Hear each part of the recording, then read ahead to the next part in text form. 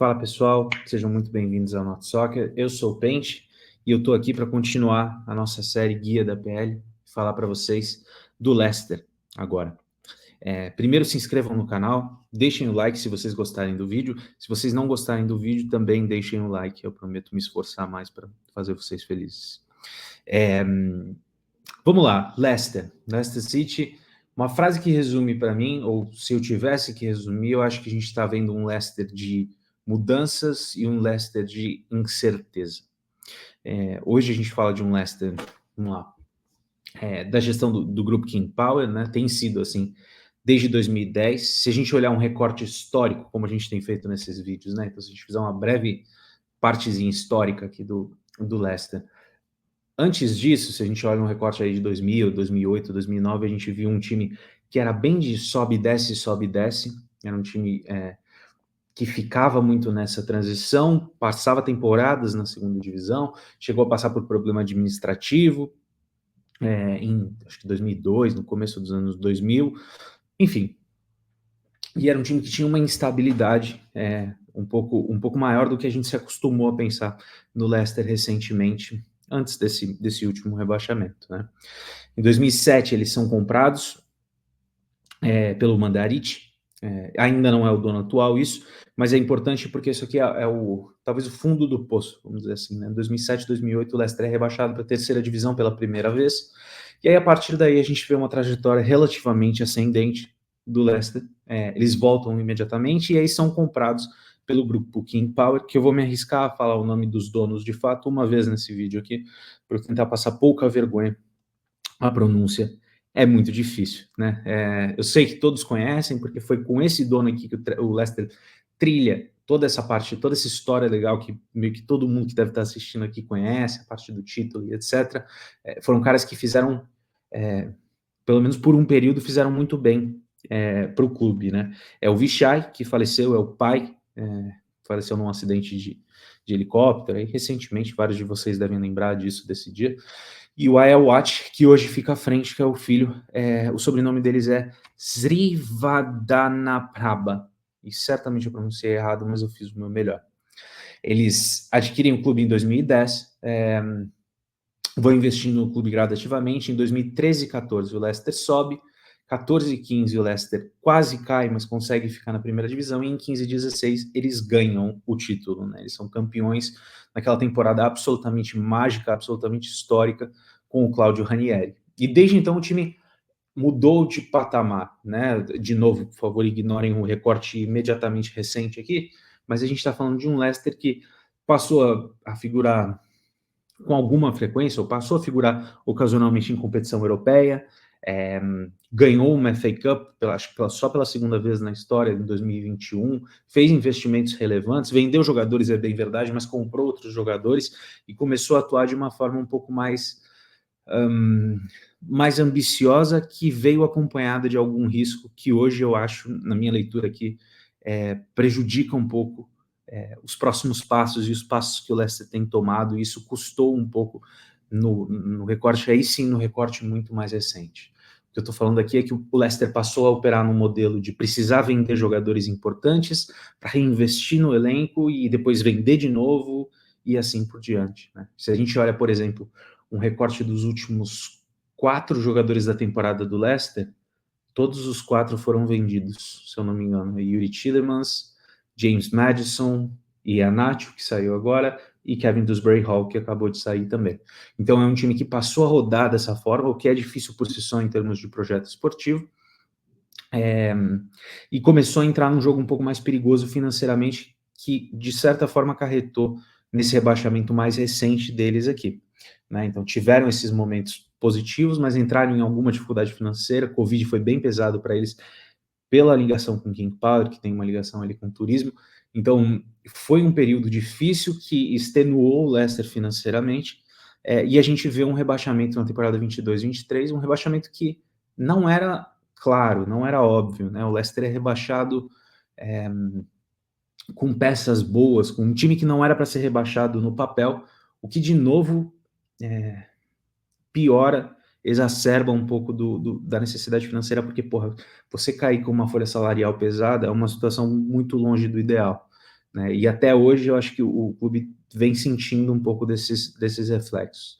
Conseguiram manter parte do que era o elenco, mas tiveram que se desfazer de peças importantes na temporada passada, ao cair, né? A venda do James Maddison sendo um exemplo claro disso. Se a gente pular para a temporada passada, então o Leicester cai, é um outcome relativamente chocante, mas o Leicester toma passos interessantes, né? Eles apontam o Enzo Maresca, que é o atual técnico do Chelsea, inclusive, então assim, o apontamento foi de sucesso. Eles têm um começo de temporada avassalador,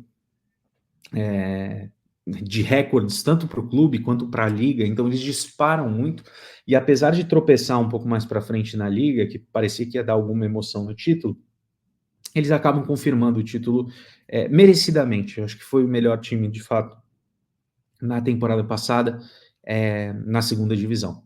Então é um time que, para todo esse contexto aqui de turbulência que eu passei, teve uma temporada em campo de sucesso. Eu ia até falar relativo sucesso, mas não é nem relativo, de sucesso. Um título importante de uma liga que não é fácil e volta imediatamente para a Premier League, o que, de um ponto de vista financeiro, é muito importante para a ambição do clube, né? E aí a gente chega no recorte dessa temporada, vamos dizer assim, começando pela janela de transferências, né?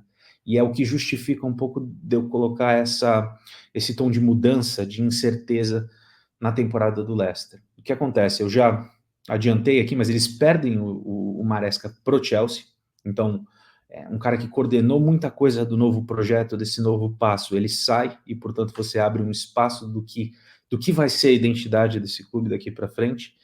Eles perdem o melhor jogador da temporada, o Kevin Dewsbury Hall, que também vai para o Chelsea agora por 35 milhões.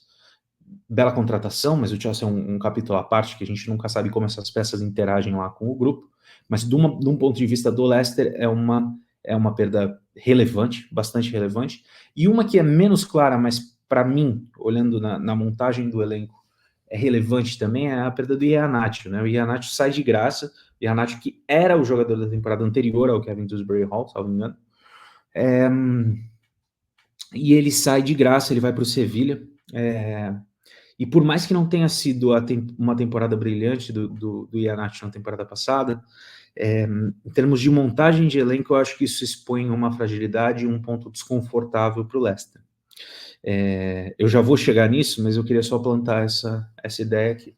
Só para fechar sobre janela de transferência, eles contratam o Fataú, que já fazia parte do grupo do Sporting, por 17 milhões, contratam o Okoli, zagueiro do Atalanta, por 14 milhões, o Golding, do próprio Chelsea, por 6 milhões, e tem duas adições também importantes, do Cordova Reed, de graça, do Fulham. Cordova Reed figurou em vários momentos na temporada pelo Fulham, como jogador de elenco, cumprindo vários papéis, é um cara que tem uma disciplina tática sem bola, especialmente bem interessante, e o Bonanote, jogador com uma qualidade bem interessante do Brighton, que vem por empréstimo, né? E eles repõem, importantemente aqui, né? Repõem o Maresca com o Steve Cooper ex-técnico do Nottingham Forest, que chefiou, ou que tentou estabilizar aquele navio maluco lá que o Forest colocou, de contratar 30 jogadores e vender um montão também, e tentou estabilizar, manteve os caras e acabou sendo demitido na temporada passada.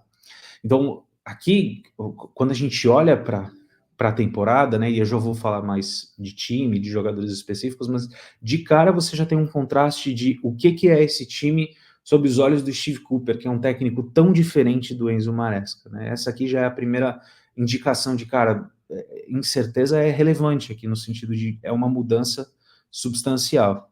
E aí, chegando nos jogadores de forma específica, o que a gente tem aqui? Eu peço desculpa ao torcedor do Leicester de novo. A gente aqui acompanha muito a Premier League e a Championship de forma muito periférica, né? Mas a gente acaba conhecendo, porque o Leicester é um time que estava mais recentemente conosco aqui na primeira divisão. Mas assim, entendo que o time do Leicester se baseia, sei lá, num 4-4-2, num 4-2-3-1, de Hermansen, que se estabeleceu no gol, já na temporada passada, e parece ter ido bem, de Justin e Christensen, talvez na lateral esquerda, o Justin podendo compor outras posições também. O Leicester tem várias opções de zaga, mas parece Faes ser uma peça muito importante. O Vestergaard foi uma peça que foi foi titular em muitos momentos na temporada passada, mas tem outras opções, você tem o Cody, você tem o próprio Cole que foi contratado, então você tem uma zaga bem servida, uma lateral bem servida, sendo que na outra lateral você ainda tem o Ricardo Pereira, que também pode jogar em outras posições. Então aqui você tem um time com opções na parte de zaga, e a minha leitura é a mesma do meio de campo, de uma perspectiva sem bola, de uma perspectiva defensiva. Então você tem o Ndidi, que é bastante titular nesse time, e você tem o Harry Winks, que de novo é um cara que, no meu entendimento, provavelmente vai ser bem titular desse time, tendo ainda a opção do Choudhury, né? Choudhury, que quem acompanha a Premier League um pouco mais de perto também já viu jogar, um jogador competente que desenvolveu. Aí na última temporada jogou até mais de uma posição, enfim. Então, desse meio para trás, eu vejo um Leicester relativamente equilibrado. O problema para mim começa a chegar quando você olha as peças da frente. Então você tem o Cordoval Rich, que acabou de chegar, já comentei um pouquinho aqui, mas não é um jogador que vai elevar o Leicester, é muito mais um jogador que pode cumprir uma série de papéis, mas você não vai ver um protagonismo, um jogador absolutamente decisivo, pelo menos eu acho que não. E aí você tem, além disso, o Mavididi, que quando eu vi na temporada passada, me impressionou bastante, mas dei uma estudada aqui antes do vídeo, parece também não ser uma unanimidade para o torcedor do Leicester. E aí você tem o Fatal Wu, que já fazia parte do grupo, e o próprio Golding do Chelsea, que acabou de chegar, um jogador jovem e tal.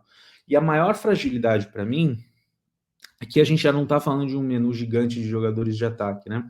Mas a maior fragilidade para mim fica na posição do centroavante. A gente tem, como eu falei, né, a perda do Iheanacho, você tem um envelhecimento, uma coisa natural do Jamie Vardy, ele até renovou para mais essa temporada, se eu não me engano foi o artilheiro da temporada passada também, mas assim, é um Jamie Vardy que já começa a conviver com muita lesão, com muito problema de continuidade física, o que é normal, né, esse cara é absolutamente histórico, faço muita questão de respeitar, mas é natural que não consegue entregar mais no nível de quando a gente viu no auge. Então você começa a abrir um espaço ali numa posição que não está obviamente suprida. O Patson Daka, que seria uma opção para essa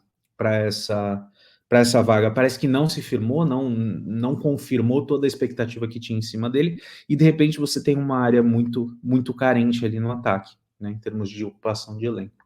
Em cima de tudo isso, eu repito, você tem uma interrogação na identidade do time, né? Um time que passa por uma mudança brusca de identidade tática, de identidade coletiva.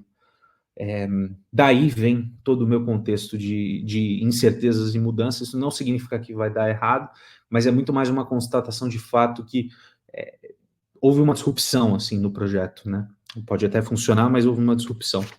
E aí, para fechar, olhando essa temporada, né? Falei um pouco das contratações, falei um pouco do time, mas em termos do panorama da temporada, né? Falei o mesmo aqui para o Ipswich e acho que o Leicester entra com uma luz um pouco diferente, com um peso um pouco diferente, mas querendo ou não, o time que é recém-promovido tende a ter uma temporada aqui de sobrevivência, né? O objetivo primário do Leicester tem que ser se manter na primeira divisão, o que vem com os seus próprios desafios, né? Cada um desses times vai ter sua peculiaridade, mas é uma temporada naturalmente de transição por tudo que eu discorri aqui, de mudanças coletivas, das próprias peças não estarem obviamente encaixadas. Uma coisa que eu até não comentei, o Dewsbury Hall, a falta do Dewsbury Hall aqui, eu também não vejo que está obviamente suprida, então não tem uma peça que obviamente vem ali para ocupar aquele espaço. Então, assim, é um time que tanto no nível individual quanto no nível coletivo tático tem incertezas e tem cara de um time transicional. E por último, ainda tem um elemento de uma possível dedução de pontos, né? O Leicester já conviveu com isso no sentido de ser alertado pela Premier League na temporada passada, e parece que isso transborda para essa temporada também, tem uma probabilidade de transbordar para essa temporada aqui. Então, em cima de todo esse contexto incerto, existiu uma possibilidade de um fator exógeno, uma coisa externa, deduzir ali os seus pontos, você só aumenta o desafio que já não é pequeno de permanência na primeira divisão. Acho que o Leicester atrai muitos bons desejos, muita gente gosta do Leicester, né, por toda essa história mágica recente, e é uma temporada minha opinião, minha leitura é uma temporada de permanência, de lutar pela sobrevivência, para então construir com um pouco mais de calma essas peças de elenco, essa identidade, e talvez não conviver também com um cenário financeiro tão desafiador, porque afinal de contas, essa dedução de pontos aqui nada mais é do que um reflexo desses movimentos que eu comentei mais cedo aí, de uma composição um pouco mais arrojada de elenco e uma composição de gastos aí que era muito no limite, dependia de vendas muito importantes de forma sistemática. Enfim, espero que tenham gostado. Deixem um like aqui no vídeo e a gente vai ter mais vídeos aí ao longo do dia. A gente vai completar todos os 20 times antes do começo do campeonato. Um abraço para vocês.